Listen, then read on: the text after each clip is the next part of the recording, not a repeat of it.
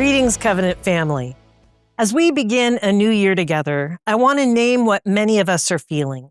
This is not an easy season in our country or in our world. Many of us are experiencing uncertainty, fear, and deep fatigue. Some are grieving real losses. Others are overwhelmed or discouraged. At times, it can feel as though the ground beneath us is shifting.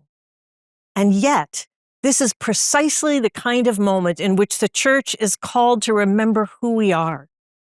As I've prayed about the year ahead, one theme is unmistakably clear: one another.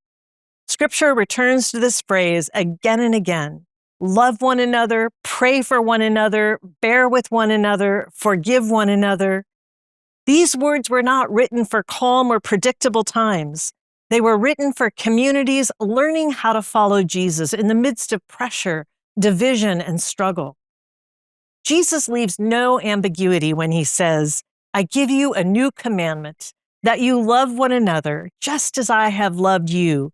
You also should love one another." As we enter this new year, God is calling us not to withdraw or let our hearts be hardened or to turn against one another, but to lean in, to pray for one another when the weight feels heavy, to forgive one another when patience is thin, to show up for those who are suffering or afraid, and to love one another in ways that resist the fear and division around us. We'll not always agree, and life together will not be easy.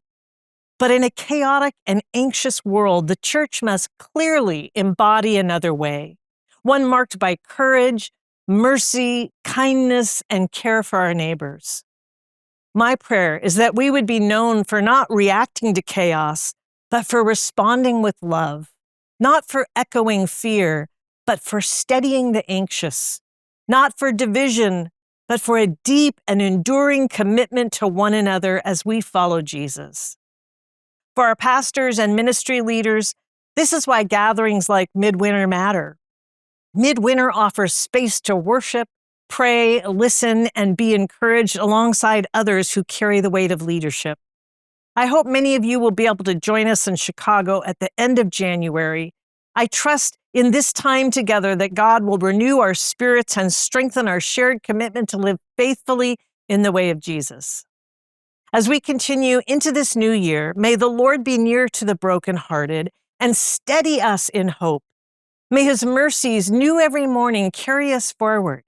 And may the God of hope teach us to love one another as we walk together for God's glory and neighbor's good.